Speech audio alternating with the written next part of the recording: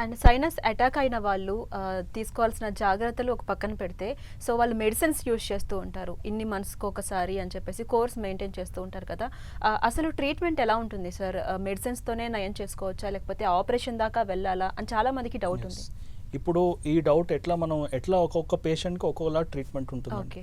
For example ఇప్పుడు మనం ఒక పేషెంట్ వచ్చారు, నాకు జస్ట్ 2 టైమ్స్ అటాక్ అవుతుంది సార్, దానికి మించి కాదు అనే వాళ్ళకి మనం మెడిసిన్స్ తోటి దాన్ని తగ్గించేది చేయవచ్చు.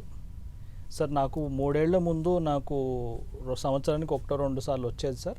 ఇప్పుడు నాకు ఈ 3 సంవత్సరాలు తర్వాత నుంచి ఈ సంవత్సరం అయితే 4 సార్లు వచ్చింది. నాకు లాస్ట్ టైము ఒక్కొక్క అటాక్ 3-4 డేస్ ఉంటే, ఈసారి అటాక్ ఒక్కొక్క అటాక్ 10 డేస్ ఉంటుంది. సో ఇలాంటి వాళ్ళకి మనం సర్జరీ సజెస్ట్ చేసే ఒక ఆప్షన్ ఉంటుంది. అంటే వాళ్ళకి నంబర్ ఆఫ్ అటాక్స్ పెరిగాయి, అంటే ఎక్కువ సార్లు అవుతుంది అండ్ ఒక్కొక్క అటాక్ అయినప్పుడు ఎక్కువ రోజులు ఉంటుంది గతంతో పోల్చుకుంటే.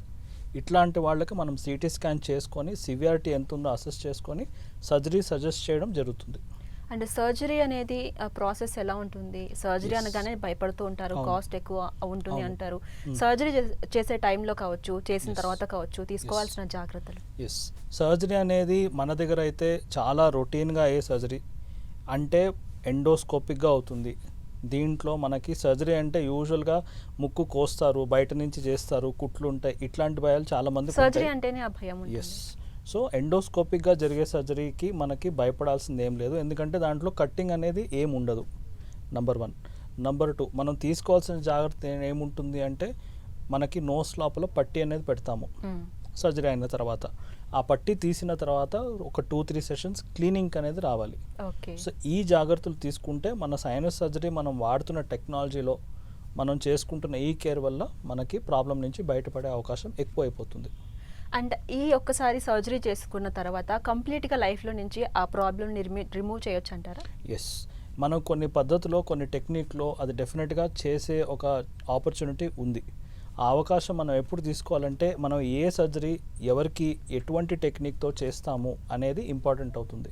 ఇప్పుడు మనం ఒక పేషెంట్కి సర్జరీ సజెస్ట్ చేసినప్పుడు వాళ్ళకున్న సిమ్టమ్స్ ప్రకారం, లక్షణాల ప్రకారం, సిటీ స్కాన్లో ఉండే ప్రాబ్లమ్స్ ప్రకారం మనం ఏ టెక్నిక్ ఎంచుకుంటే వాళ్ళకి జీవితకాలంలో మళ్ళీ రాని విధంగా చేసే టెక్నిక్ ఎంచుకుంటే డెఫినెట్గా మనం హెల్ప్ చేయొచ్చు.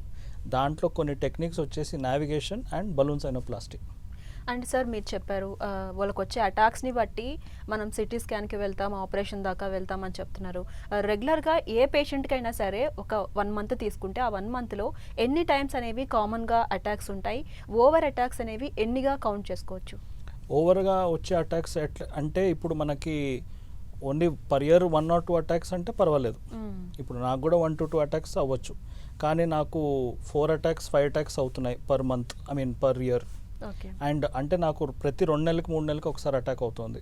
అండ్ నాకు అయిన ప్రతిసారి అటాక్ నాకు 10-15 రోజులు దీనితోటి మందులతోనే అయిపోతుంది అనుకునే వాళ్ళకి, అట్లాంటి అవస్థ పడుతున్న వాళ్ళకి మనం సిటీ స్కాన్ చెప్పి దాంట్లో సివియారిటీని అసెస్ చేసుకొని అప్పుడు రెండు సిమ్టమ్స్ అండ్ సిటీ స్కాన్లో ఉన్నవి చూసుకొని అప్పుడు సజెస్ట్ చేస్తాం.